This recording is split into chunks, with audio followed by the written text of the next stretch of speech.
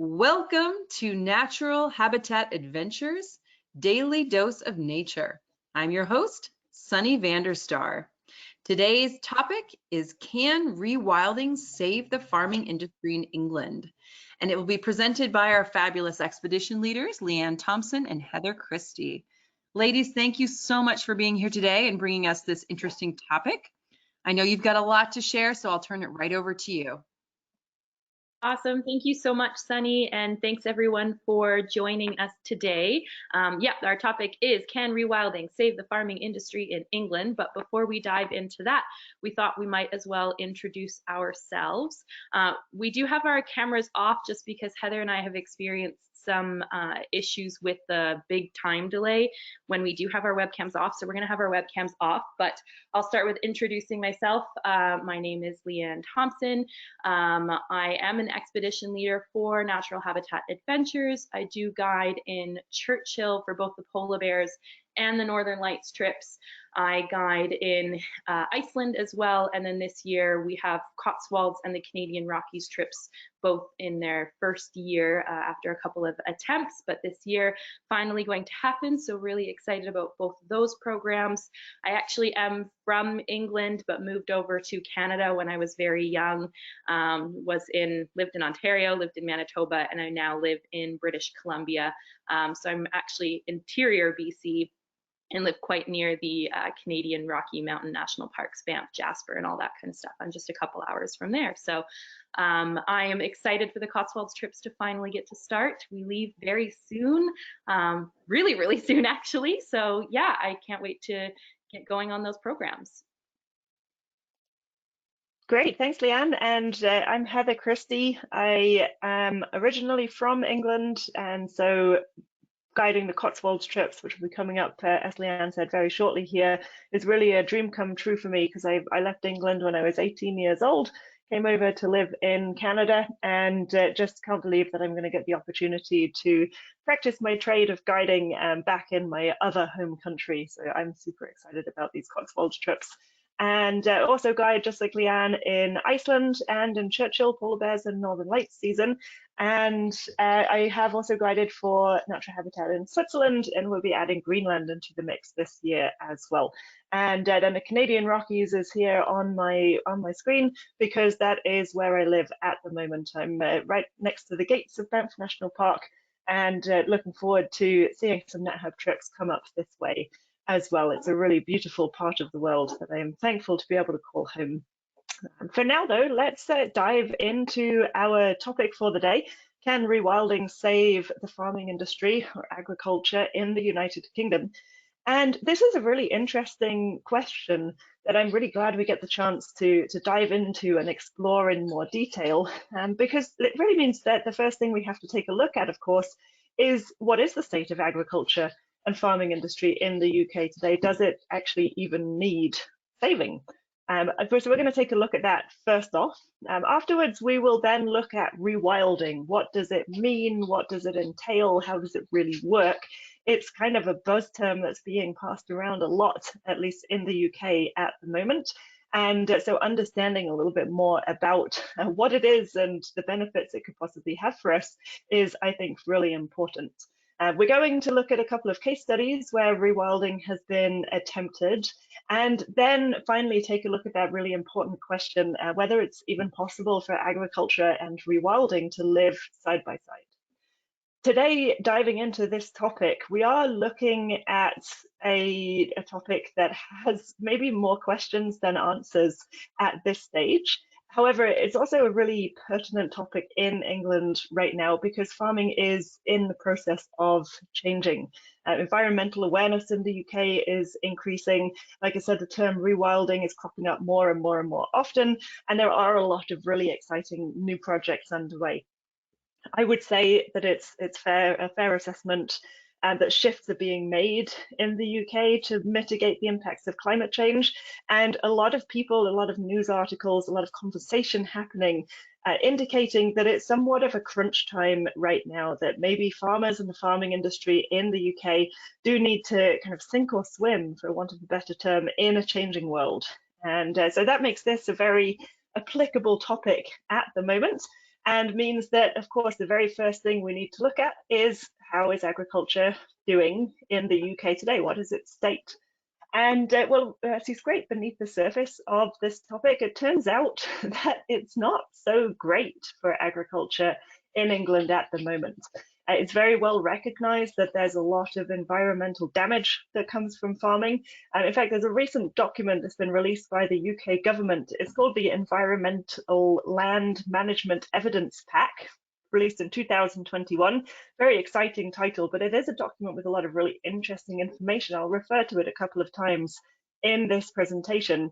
And that document, released, as I said, by the UK government, mentions that the environmental challenges of agriculture in relation to, say, biodiversity, is that the farming practices can lead to a reduction in wildlife biodiversity, right? That's through loss of habitats, loss of food sources, and loss of numbers of members of the wildlife community as well.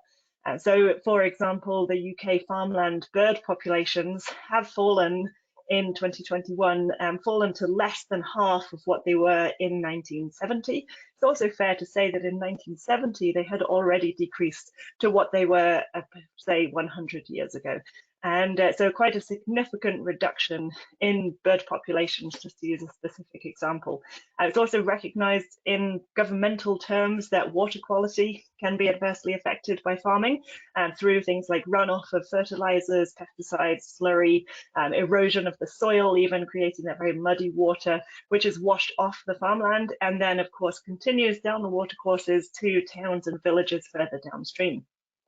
So farming can have a negative impact on water quality in its current form. Soil as well is recognised as something which is being depleted, becoming less productive than it used to be. It is, of course, an essential natural resource, but with poor management, you can degrade your soil to cause increased levels of erosion, say, lots of compaction through the heavy machinery that is used in high-tech agriculture these days. And you also see through the kind of heavy usage of the soil, you see depletion of the nutrients, loss of the organic matter, and a loss of the biodiversity of soil microbes as well.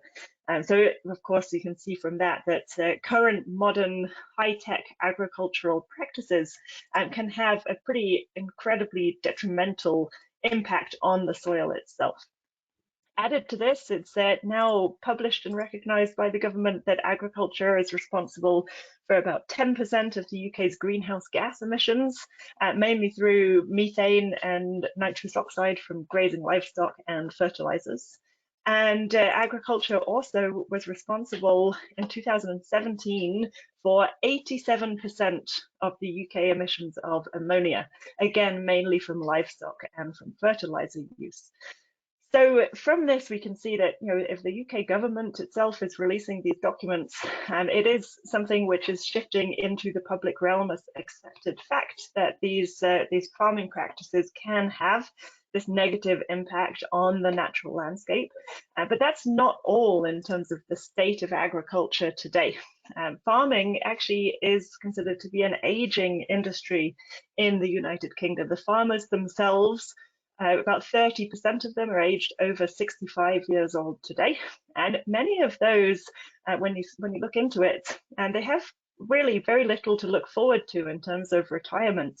Most of the wealth that farmers accumulate through their life is locked up, tied up into the machinery or the infrastructure or the livestock of their farm. And so, of course, with farming, of course, traditionally being the kind of industry that will be passed from father to son and through the generations in that way. And for those farmers who are lucky enough to have a family member who's willing to continue the farming tradition in their family, it does mean that they can't extract their assets from the farm, right? A farm is not much use if you liquefy all of its assets by selling off the animals or selling off the machinery. Then you can't pass it on for the tradition to be continued. So it is a social problem that's being addressed today. It's also no secret that farming is a very tough lifestyle in the UK. Farmers, of course, especially if they have animals, have to work all hours and throughout the year. There basically always has to be somebody on the farm, and they'll be outside working in all weathers with, I would say, very little time for a personal life, right? It's really a lifestyle choice to be a farmer.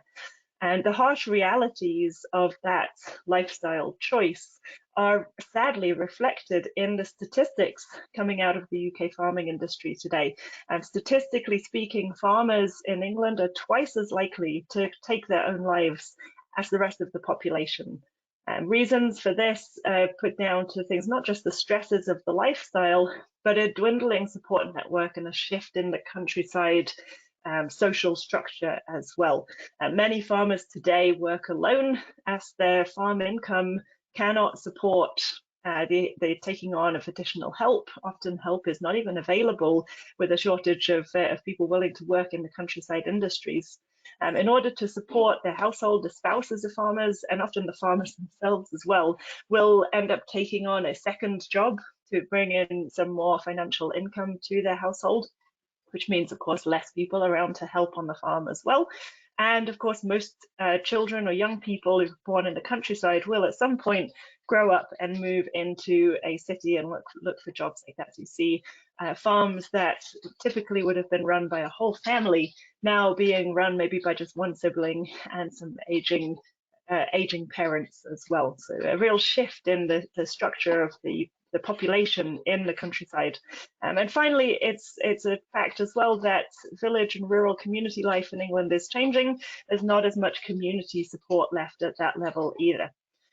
Wow, there was a lot of tough things for the life of a farmer there. I've got to add one more thing to this list. Of course, most farmers choose their farming lifestyle, not just because it runs in their family, but because they're comfortable and in their element working outdoors. It's not maybe a profession that attracts people who want to spend a lot of time behind the computer. I guess in that way, it's very similar to the guiding industry too. But in today's climate, a lot of income for farmers in England does come from subsidies. I think that farming subsidies are a pretty interesting topic, so I'm going to tell you a little bit about it here. Currently in England, the subsidy structure is changing dramatically. Up until this point, when England was part of the European Union, we were achieving agricultural subsidies through what was called the Common Agricultural Policy, or the CAP. That's the European structure for farming subsidies.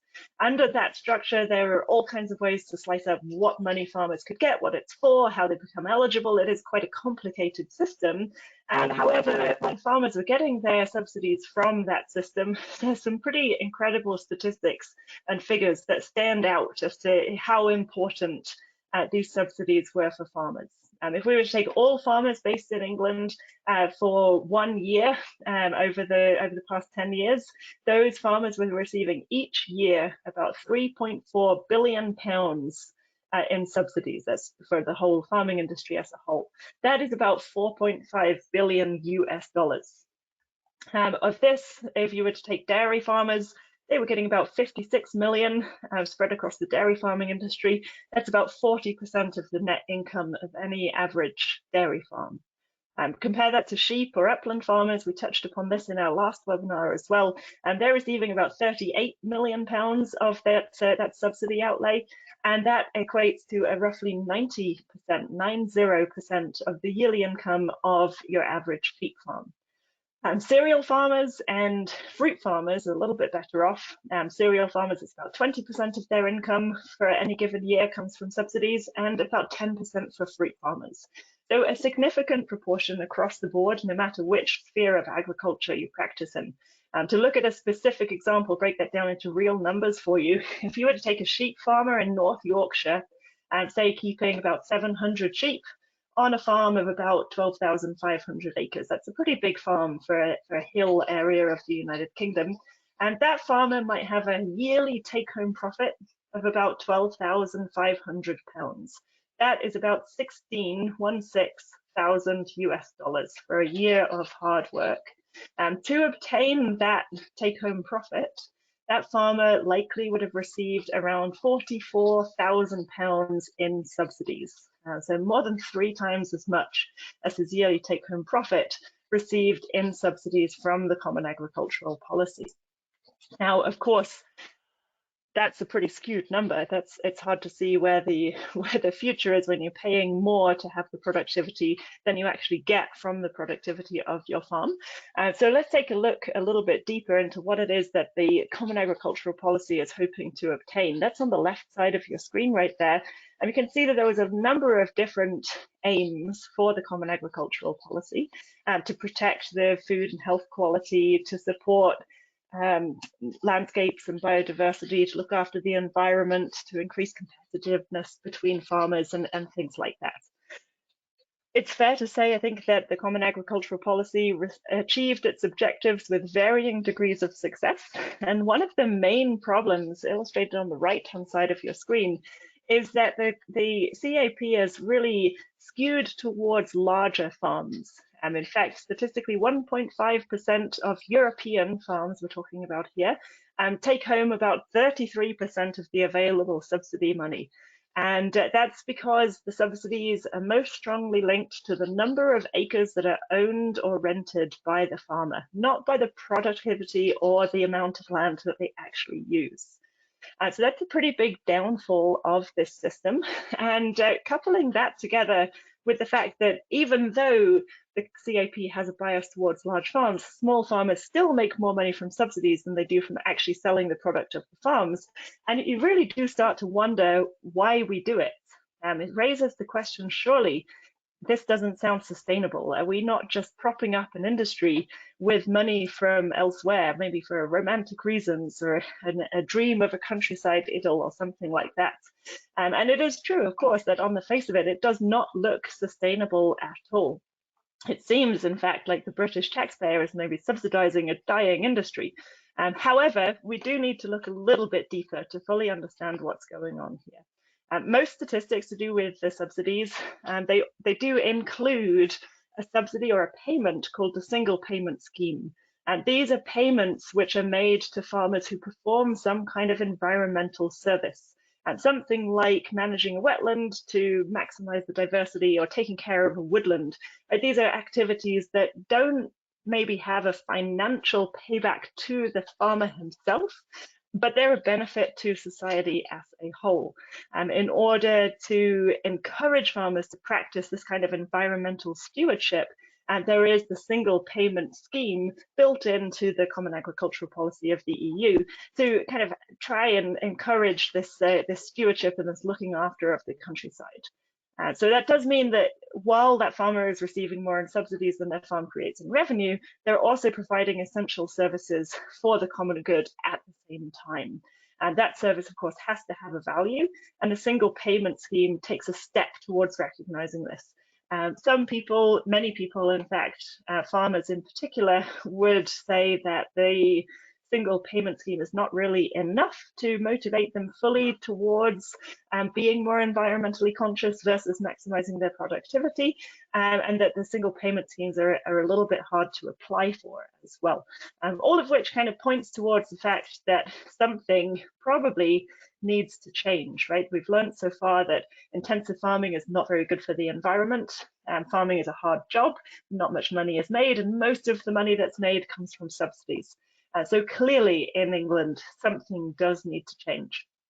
And fortunately, at this particular moment in time, something big really is changing kind of as we speak. And in the danger of getting a little bit too political, but this is in a way a political topic. So the thing that's changing as we speak is that, of course, England has left the EU. Following Brexit, there is a huge overhaul happening in England with the farming subsidy setup, and they're coming up with a brand new agricultural bill, which is going to be called the Environmental Land Management Scheme. And that's a very encouraging title. And it sounds as though this scheme should support farmers to achieve goals, such as a wilder, more diverse countryside in the future.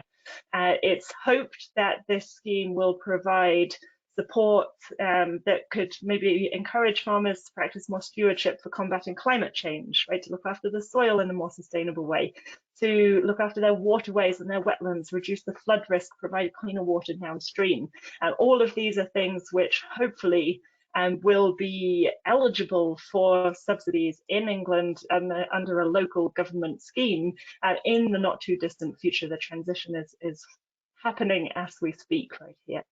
It's also going to hopefully support farmers to open up more of their land for better public access, which is a big topic of conversation in the UK at the moment. There are, of course, a lot of acres of England owned by only a very few people, and it is becoming more and more recognised that access to nature and the countryside has such a huge range of benefits for humans, especially children.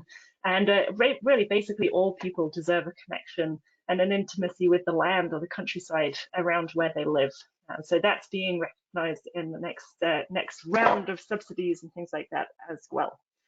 I also think it's really encouraging that coming back to that environmental land management evidence pack that I mentioned before, and that document is starting to talk about the financial value of these kind of ecosystem services and put it into very easily understandable financial terms as well, to kind of, I think, make that information more accessible and more understandable to the wider population. So this document lists the financial values of some of the benefits of a wilder landscape and a more environmentally friendly farming method. So it points out that if we had well-supported farmland, forestry and woodland, then in 1 year we would have £4 billion worth of environmental benefits from that. Right, that's a pretty large number. That's pretty worth investing some subsidies and some taxpayer money into to achieve that value of ecosystem services in return. And we've also pointed out that there are about £182 million worth of air filtration benefits coming from the British countryside as it stands today. So, of course, with support, that could get better as well. £1.2 billion worth of carbon sequestration benefits through regrowing of hedgerows and increasing areas of woodlands.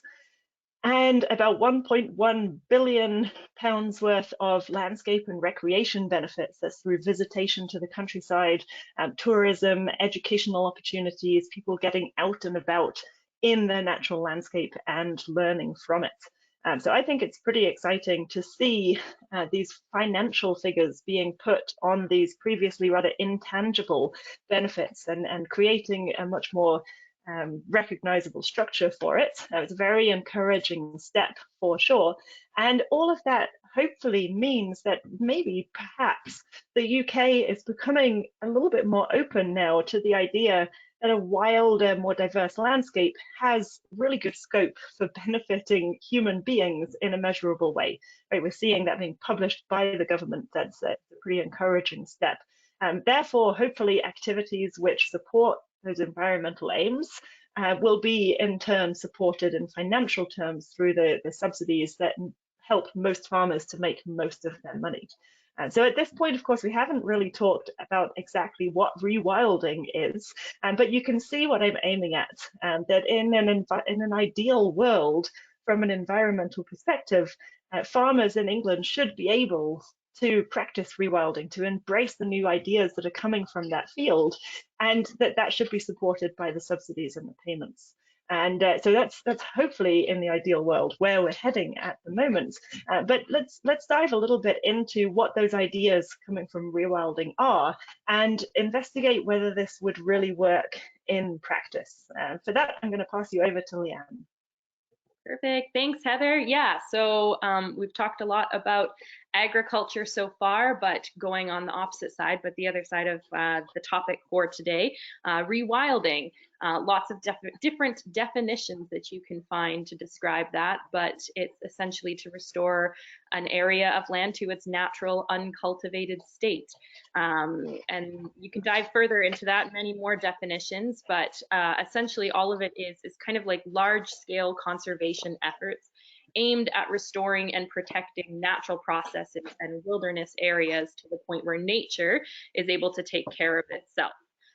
This may include connecting habitats between areas, protecting or reintroducing apex predators, keystone species, and allowing those species to then shape the landscape and the habitats that they live in. Oftentimes, when people talk about rewilding, these successful long-term projects tend to go towards needing like little ongoing human attention, and instead a successful reintroduction of species to create more of a self-regulatory and self-sustaining stable ecosystem. Again, kind of the idea of restoring it to near pre-human levels of biodiversity, as we've certainly impacted landscapes and species and habitats and ecosystems in very large ways. So rewilding essentially encourages a balance between people and the rest of nature, with the idea that we can thrive together, again, kind of encompassing the topic that we're on today about agriculture. It can provide opportunities for communities to diversify, create nature-based economies that we'll dive into more in a little bit, and living systems to provide ecological functions that we all depend on. People need nature, essentially. So from that, these very large, big, broad words here, you can see that rewilding is very diverse. It can cover a range of environments. It can occur in marine environments, in terrestrial environments. It can be on agricultural land, urban spaces, essentially anywhere where people are committed to bringing back wildness into unwild spaces. It can also focus more on specific species, the introduction of a single species, or it can cover a huge ecosystem and restoring wetlands, introducing beavers, reconnecting rivers, a whole bunch of different projects that can essentially kind of fulfill this idea of rewilding. So there are loads and loads of rewilding opportunities, and those will also lead to a whole bunch of different benefits. If you're familiar with NatHab, it probably means you enjoy wildlife and wild spaces. So having more animals is inherently a wonderful thing, but there's also a whole lot of other benefits that come along with the idea of rewilding. So first, it draws carbon from the atmosphere. They estimate that in the UK, if they did 6 million hectares of restored and protective native habitats, things like forests, grasslands, wetlands, it could sequester 4 million tons of carbon dioxide per year, which is more than 1/10 of the UK's greenhouse gas emissions. So that certainly is a good chunk of carbon that can be sequestered just by rewilding these areas. It can also help wildlife adapt to climate change. So rewilding key areas, part of that is about connecting habitat, and that not only allows wildlife to move, but the habitats themselves are more likely to be able to adapt to climate shifts, climate zones, especially as things shift more north. It's something, you know, Heather and I both guiding up in more northern climates. We talk about it a lot. As temperatures are warming, ranges are shifting more further up north. And so it's something that they are seeing. And so rewilding has the potential to save a significant number of species and habitats from climate-driven extinction. It also does reverse biodiversity loss, as it is aiming to restore an abundance of wildlife. And of course, this is very important for places like Britain, where they've lost a massive amount of their biodiversity. And if done properly, they can also support a diverse number of economic opportunities. So these projects, which again, we'll touch on as we go into some more case studies, but they can help rural and coastal communities prosper through different enterprises, employment opportunities, a whole lot of things that can be done there. And lastly, but certainly not insignificant, rewilding does improve our own health and well-being, not only in the fact that more nature is better for all of us because we rely on it for clean water, flood defenses, food, healthy soils, breathable air, all of those things, but having access to wild spaces very much so contributes to good mental and physical health. So there's loads of benefits, but what projects are actually happening on the ground in the UK? So we'll start diving into a couple of them. So first up is the white-tailed eagle, also called the sea eagle. It was actually the first reintroduction of a nationally extinct species in the 20th century. It is Britain's largest bird of prey, and they were once widespread across the whole of the south coast of England before being driven to extinction, largely due to persecution that began in the Middle Ages. And they estimate that they disappeared in around 1780. Since then, they did actually try to reintroduce white-tailed eagles a couple of times back into the UK. They were still available in various spots in Europe, so they were actually taking eagles from Norway and trying to reestablish populations in the UK. They tried that in 1959 and again in 1968. Those ones were unfortunately unsuccessful, but of course, as we learn more about these things, our tactics can improve. And so since then, they have continued to reintroduce these white-tailed eagles to areas, and they did reestablish them along the west coast of Scotland in 1975, and in 1983 they actually bred for the first time. And today they estimate there's approximately 152 pairs of sea eagles in Scotland, and that's wonderful for Scotland. But what about for the rest of England, further south, where they have previously lived before? They are looking at those projects as well. In 2019, they actually were given permission to capture some of the juveniles from Scotland and bring them down to the Isle of Wight, which is in the south coast of England. The idea, this project did start in 2019, so it's very new. They've already started getting going with it, but over the next several years, they plan to release about 60 sea eagles in a 5-year time frame to help with reestablishing that population there. Elsewhere in the UK, they are still exploring it, but reintroductions can be quite controversial. So a project was proposed again to release these eagles in Norfolk, which is along the east coast of England. But people there, there's a lot of people who were concerned that the eagles would predate upon some rare wading birds in the wetlands, and then possibly interfere with hunting interests by eating pheasants and partridges, those types of birds. And there was also a lot of opposition from some farmers who feared that the eagles would kill livestock, things like lamb, pigs, and that sort of things. So unfortunately, the release of eagles in here, it was actually canceled late last year, but there are still groups that are working towards trying to promote the reintroduction of sea eagles in various parts of the UK. And to combat some of this, Scotland had some of these similar, especially the farmer one, similar hesitations, and so they ended up coming up with compensation schemes to be put in place so that for livestock losses to sea eagles. So the potential is certainly still there, and more project and possibly more releases to come. Another species that has been re-released or reintroduced is the pine marten, so a member of the mustelid family, so related to things like weasels, badgers, and otters. They're an omnivore, and they do play an important role in balancing the ecosystems. Once very common across the UK, but in the late 18th centuries, their numbers began to decline a lot, largely while they were shot for sport, persecuted by gamekeepers, and killed for their fur. So a massive decline in their population, and also the habitat that the pine marten depends on drastically decreased with the reduction in forest cover. And so essentially they were considered functionally extinct in England, even though they did kind of have some pockets that were present across different areas. They did hang on, as they said, on remote corners of Britain. And actually in the last, or over the second half of the 20th century, pine martens in Scotland were able to start increasing. So populations grew, legal protection came into place, and they now estimate that their population is around 4,000 individuals, which is pretty exciting for an animal that was on the brink of extinction across this entire range. So because they're doing so well up in Scotland, conservationists have suggested bringing them down into England and reintroducing them into their habitat further south.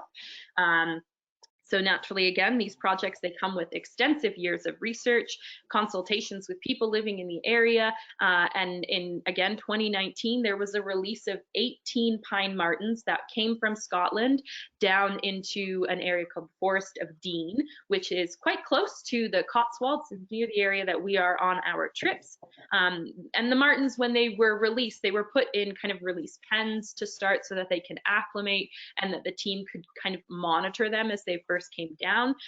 They're then fitted with tracking collars before being released. And so far, this seems to be going really well. They've started venturing further out and expanding their range, which again is really exciting because it's evidence that there is a lot of habitat out there for them to continue to explore. So again, they'll monitor that and perhaps look at releasing more pine martens in other areas. We'll go into a little bit more, perhaps of a comical reintroduction now. Big cats in the UK. Of course, we did used to have big cats, you know, cougars and lots of other large carnivores as well. And you might be surprised to hear that there is a very high number of big cat sightings reported within the UK, all over England. And in fact, they estimate that about 2,000 to 4,000 big cat sightings are reported each year.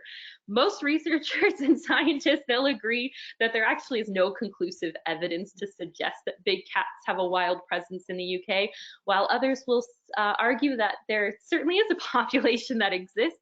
I've seen the figure of at least 250 big cats that are living and reproducing in the United Kingdom. There's actually an entire podcast series, I forget how many episodes it was, over I think 70 episodes, that is all about analyzing these reports and these sightings and trying to really get to the bottom of where all of the big cats are. It might seem a bit ridiculous at times, perhaps a little, it's got some Sasquatch searching vibes, but it certainly has spawned conversations about whether or not predatory cats should be allowed to be reintroduced into the UK. And so, yeah, the lynx is one that is looking at being reintroduced. They did used to live in the UK, and it's hard to say the term big cat necessarily when you compare it to, you know, a cougar or panther, anything like that. But the Eurasian lynx is actually a lot larger than the North American lynx. They can weigh over 60 pounds, which is quite large. Their range of prey can range from having some small mammals all the way up to reindeer. So they can be considered quite a large cat, but massive deforestation and persecution led to them becoming extirpated from the UK over 1,500 years ago. The species is still thriving across many areas of Europe, and without predatory species like the lynx, animals like deer are thriving and overtaking landscapes and becoming really problematic in areas of the UK. You'll hear us talk about that a little bit later on as well. But ecosystems themselves are all about having a healthy balance between predators and prey. And essentially, the UK almost has no food chain to speak of. Because they have this complete lack of top predators, the whole food chain has fallen apart. So reintroducing the lynx has the potential of developing this more balanced ecosystem. And it's something that's occurred in other areas of Europe. Germany and Switzerland have both taken part in this program. So people have proposed that perhaps it's something that needs to start happening in the UK. And of course, this isn't just about catching a bunch of lynx, releasing them out into the UK and seeing what happens. Extensive research goes into this. Sites are selected, assessments are done, and if these projects get approval, the lynx will be closely monitored and managed. Essentially, what the plan in place is for hopefully future projects is that the lynx would be given free rein to an area, but monitored and prevented from leaving. So a very large area, of course, but what it means is they wouldn't be allowed to just spread everywhere, go into nearby spaces and breed uncontrollably. Unfortunately, proposals have been rejected in areas of England where they've looked at doing it, but they are currently looking at gaining towards approval for reintroducing lynx into Scotland. Scotland certainly seems to be a spot where this happens a little bit more readily, so I guess they get to trial it out first. Concerns do exist, of course, over the cost of how much projects like this would cost managing it, and then risk to livestock there. So those things are still barriers allowing these projects to happen.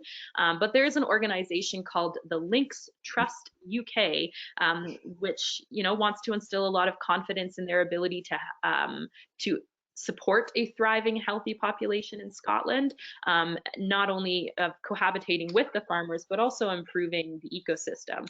I've even read that they have ambitions to start making these reintroductions possible within the next 10 years.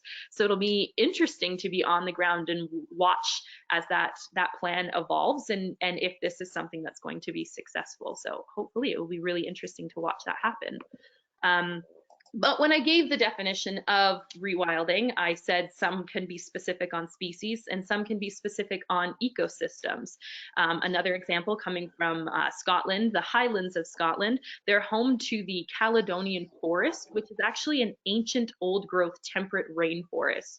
And as we've talked about many times throughout, if you've watched some of our other webinars, talking about deforestation, loss of habitat is something that happened a lot, and you're likely aware of even if you haven't watched our other webinars across the UK. And unfortunately, human activities have caused the reduction of this famous woodland to less than 5% of its original 1.5 million hectares. And what is left is divided into 35 isolated patches of forest, which is not very functional, it's not very helpful. And not only is there such a small amount of forest even remaining, but what is standing is now known what is being called a geriatric forest, meaning that it's composed of really old trees that are reaching the end of their lifespan and very few new ones that are taking its place. And one of the key problems in preventing this natural regeneration of the forest is the overgrazing by a number of like red deer, for example. Again, that lack of predator-prey relationships, this ecological imbalance has caused it so that there's no natural predators, and so the red deer and other ungulates are really overgrazing and preventing this forest from regenerating. And in order to help try and save this dying forest, a rewilding charity called Trees for Life actually bought a 4,000 hectare property known as the Dundregan Estate in 2008. Their goal was to reduce deer browsing, encourage natural woodland regeneration, and they've had a volunteer-led tree planting program that has planted several millions of trees in the area. And they now support over 1,000 hectares of native forest and more than 4,000 plants and animal species. So they've had great success, but one of their big landmarks occurred in 2020 when golden eagles bred on the property for the first time in decades. So it was a really big monumental moment for them to really show that their efforts are having a big impact. Trees for Life, again, the organization that is running this program, does want to continue to upscale this further, engage with partners, landowners, communities to continue to restore this highland, the forest highlands, and bring more wildlife back to the area. Because it is one of the things that's really important when talking about rewilding programs is the necessity of having community support. And I mentioned earlier, one of the benefits of rewilding programs is that they can bring a lot of economic benefits, and this is one of those types of programs that can really show that off. Managing this property, there's 5 full-time staff. They do seasonal jobs as well supporting the project, and they're actively training practical skills for rewilding habitat and habitat restoration that can be used for other rewilding projects throughout the UK. They even actually have plans of building a rewilding center. I've read in 2023 is when they're hoping to get that project underway. And again, that can be used for education. So school groups, tourism, all of those types of things can come to the area, learn more about rewilding, these types of projects, and help people connect more with nature. So a lot of really amazing projects, rewilding potential.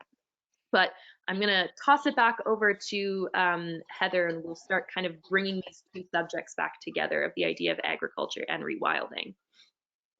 Cool, thanks, Lianne. So we've built a little bit of a picture here so far, and we've learned, of course, that there is farming and agriculture in the UK, and that there's also some rewilding happening in the UK. Of course, we all understand that agriculture is necessary so that we can, eat, but in its high-tech form, it's pretty bad for the environment. On the flip side, rewilding can support that diversity, those ecosystem services, and all kinds of benefits for humans, but it doesn't really provide us with food. So the big question that we're left with here is, where do those two things meet? Right? How can you have the food production and the wildlife and biodiversity benefits of rewilding? Can farming and rewilding actually coexist? Where does the productivity actually come from? And there are several examples in the UK of rewilding projects happening specifically on farms. And one of those is a place that we've talked about in one of our previous webinars as well. And pictured on the screen here is the before and after shots. It's taken from the air. I'm sorry, the quality is not super high, but it's before and after shots of the Knepp estate in southern England. This has been under a rewilding scheme for about 20 years. So you can see firsthand, looking at those pictures, just how different the ecosystem of their farm is now. They've had a huge return of bird species and uptick of insect biodiversity and soil health and a whole host of other environmental benefits. And they do actually at Knepp produce some food as well. And their vision was to restore a fauna similar to what might have been in England in prehistoric times. They were a little bit thwarted by the fact that some species that they wanted to have on their farm are functionally extinct, not just in the UK, but in total, like the giant aurochs. So they've replaced the giant aurochs in their fauna structure with some native breeds of cow in the UK. And they also wanted to replace wild boar, but wild boar are not eligible for re-release in the UK at the moment as they're considered a dangerous animal. So instead they brought in some heritage breeds of pig and things like that. And so they do have these animals running wild around in the contained area of the farm estate itself. And so everything okay, Lianne? Yeah, sorry, I just had a sneeze there. Oh, cool. So there are animals present on the farm, and in order to manage the numbers of those animals present, the farmers themselves at Knepp behave like the predators, right? They can't just bring in big cats at this stage in England for reasons that Lianne explained already. However, they need to manage the population of large grazing herbivores on their land to support the biodiversity of the rest of it, right? So as not to have an explosion in population of cows and pigs. So the farmers themselves at Knepp do act as the predators. They cull the animals in excess of the carrying capacity of their land. And rather than having a feedlot or an intensive meat farm, these animals are allowed to free range and make their choices of what they want to graze upon and where they want to be, but they are part of the human food chain as well. This means that for Knepp, they have a reliable income stream from their meat production, and they're creating a sustainable supply of high quality meat for local markets, so producing some food for the population as well. But they do recognize at Knepp that their model is not aimed primarily at productivity of food. Right? They're not farming extensive crops or anything at Knepp anymore, and they're contributing in some way. But what they see as their contribution, their benefit to society, is that they are becoming an island of biodiversity. And so in the Knepp vision for the future of agriculture in England, there would be space for true rewilding like they're practicing at their own estate, and that the diversity that's fostered in that area would spread to nearby neighboring farms that are maybe focusing more on the productivity of food and a little bit less on the maintenance of biodiversity like they are at Knepp. So they see a kind of combined future where both are possible, but both lean on each other as well.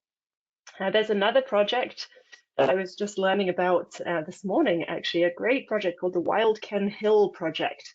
This is on the Norfolk coast, so in the east of England. And they're taking about 1,000 acres of marginal farmland and woodland that they have on their property, and they're turning that back over to nature, and including things like reintroducing beavers to help recreate wooded wetlands and things like that. But at the same time, they're also still growing crops. And so they have wheat, they have barley, they have sugar beet, and that's taking up another 2,000 acres of their farm. This is a large, extensive area that these farmers have access to.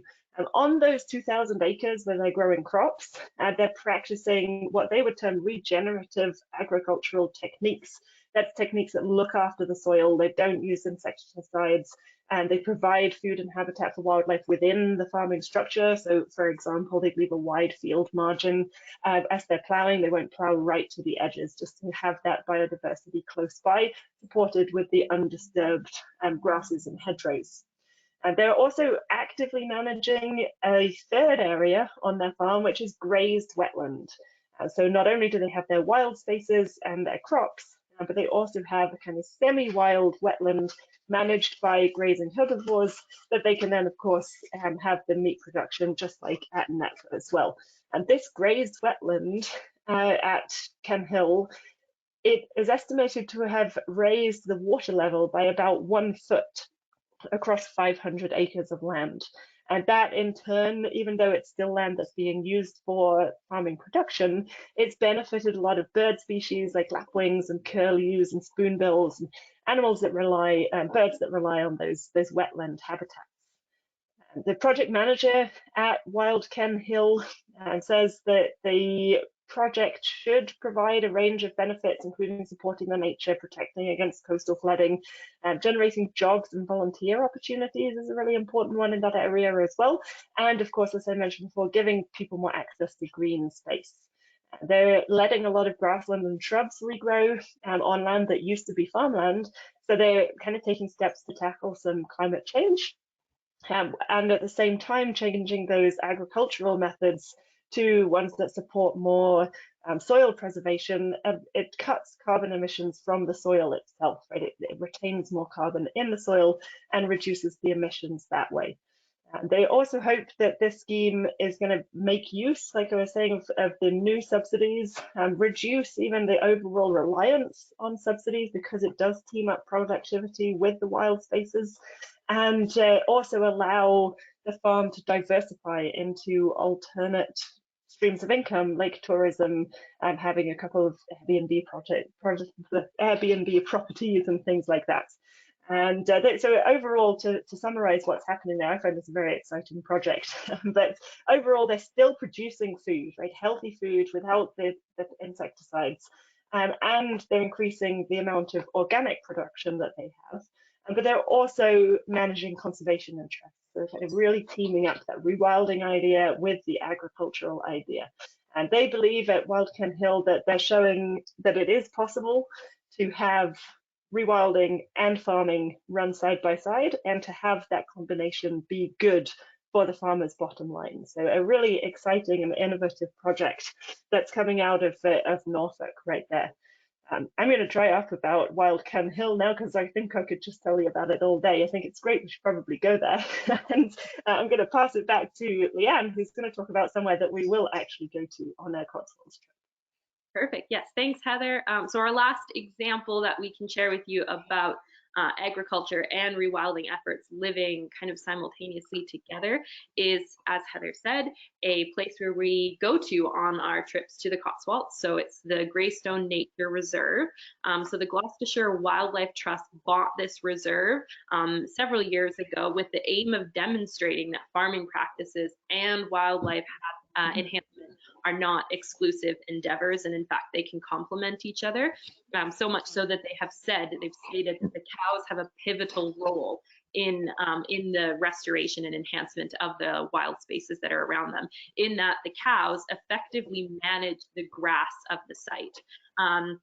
So Greystone Nature Reserve, they want to maintain wildflower-rich traditional hay meadows is kind of what they call them. And so the cattle that they've got there help to support this kind of through a rotating system and having access to different fields certain times of year. And so typically with farms that are using this type of system, it means that the cows are kept off of certain meadows between spring and into summer. And what I found really interesting is that the dates will change. So some years they might let the cows onto fields in July, or some years into August. And they do this because different flowers will come to seed at different times of year.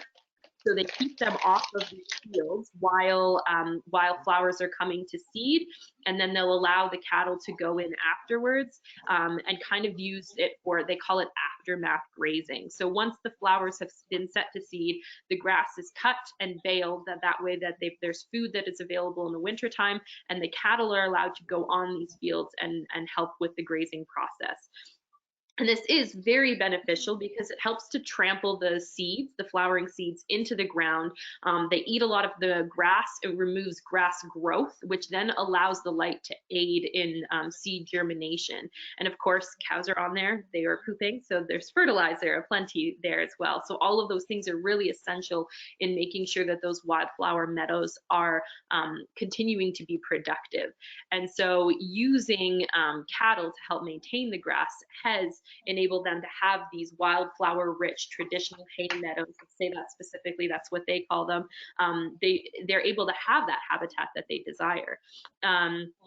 And this is something that's really, really important because they're able to maintain a whole lot of wildlife. And wildflower meadows have become one of the rarest habitats in the UK. They've lost over 97% of wildflower meadows since the 1930s. So projects like Greystone are really crucial in trying to help restore some of the lost wildflower meadows and proving that it can be done alongside agriculture.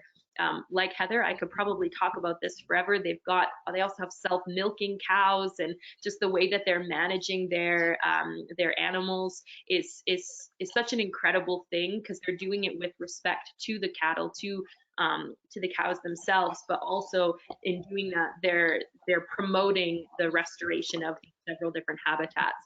They've got streams that are going through there. They have a variety of small mammals, lots of birds, insects, pollinators, all of these types of things that the cows are essentially contributing to the success of. And so again, it just really, really, really establishes the fact that agriculture and rewilding efforts can kind of go hand in hand. But we are nearing the top of the hour, so I'll stop talking about greystones. We need to wrap it up. And first, I just want to say, what does the future of rewilding look like? We know that human presence and specifically agriculture has majorly changed ecosystems around the world.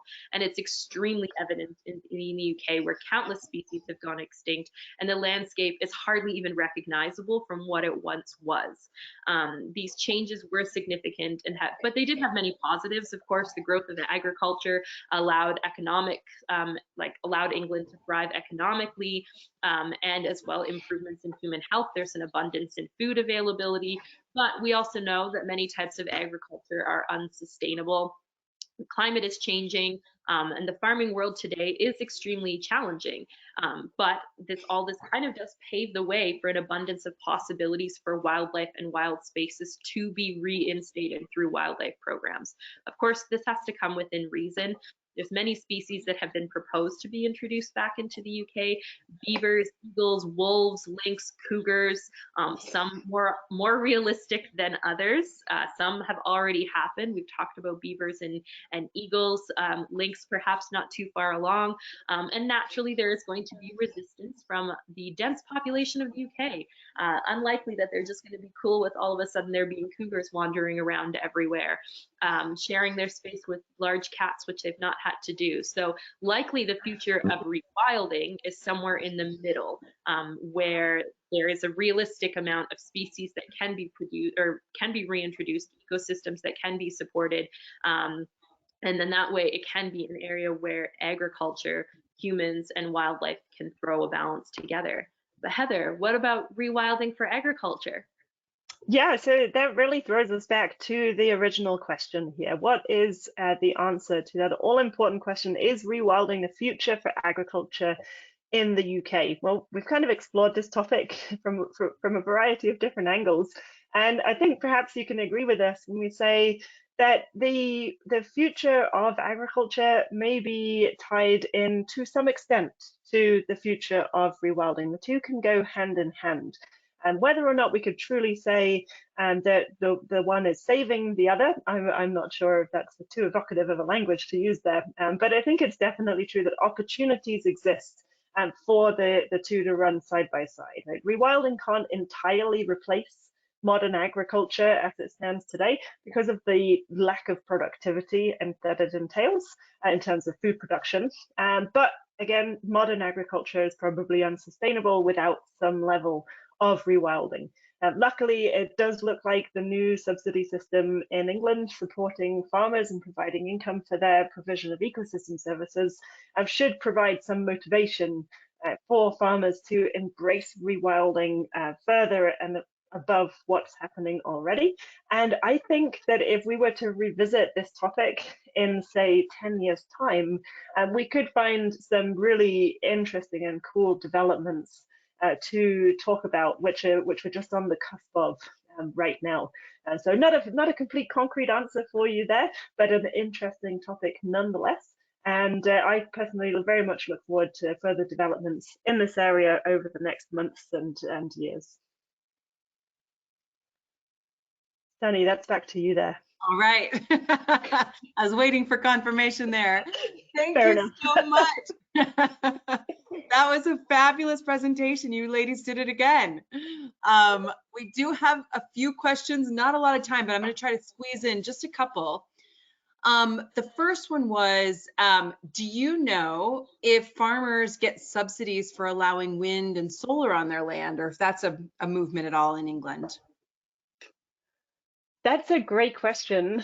I don't have specific information about how much subsidy they would get for that, but I know a lot of wind and solar farming projects in the UK are private enterprises that have been selling their energy into the national grid.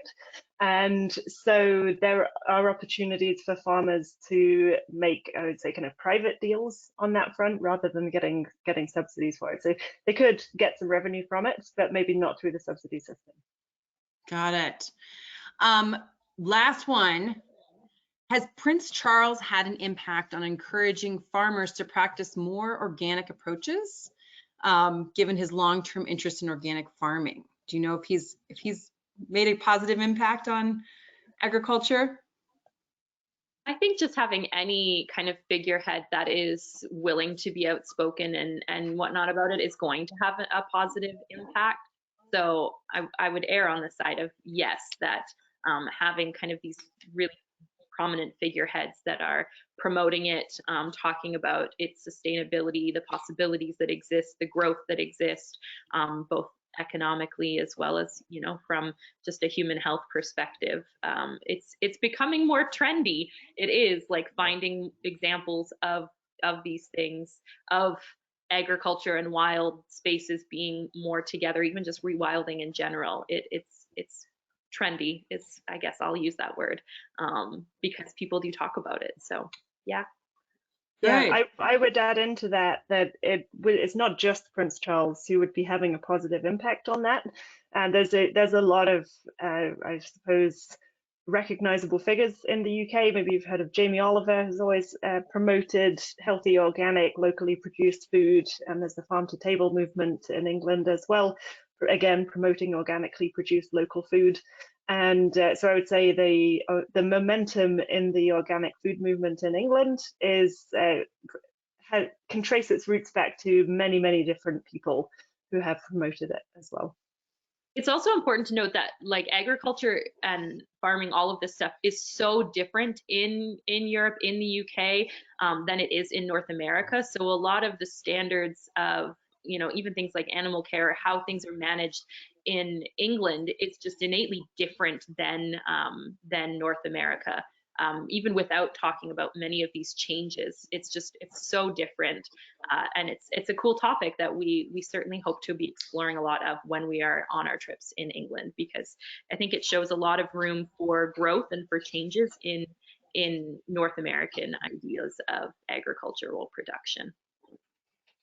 Got it. Well, thank you again for that fabulous presentation. Do you have any closing comments? I'll start it off. Nothing's too closing, just more so thanks so much for coming on. Heather and I have done several of these webinars now on various elements of the UK, and kind of diving into some of the topics that we'll talk more about when we are on the Cotswolds trips. As we said in the beginning, we're both super excited to get these programs finally underway. They've been on my schedule 2020, 2021, and now 2022. So I'm really excited to get out there and talk more about these things. You know, going on some of our walks through farm fields and meeting some of the locals is just going to be an incredible opportunity for us to learn more about these subjects. So thanks for watching, and I hope to see some of you guys out there in the Cotswolds. Absolutely, folks. I second everything that Lianne just said. She really summed it up very nicely there. So thanks so much for joining us, and looking forward to seeing some of you on the Cotswolds trips or on other trips with NetHab as well. Thanks for coming. That trip really does sound fabulous. I'm excited for you guys and everybody who's going to get to join you. I want to thank everybody for joining us here today. Please join us tomorrow for our next Daily Dose of Nature. You can check out this week's lineup, including registration links, on our website at nathab.com/webinars. We did record today's presentation, and we will have the replay available on our website soon. With that, I'll conclude the webinar. Have a great day, everybody.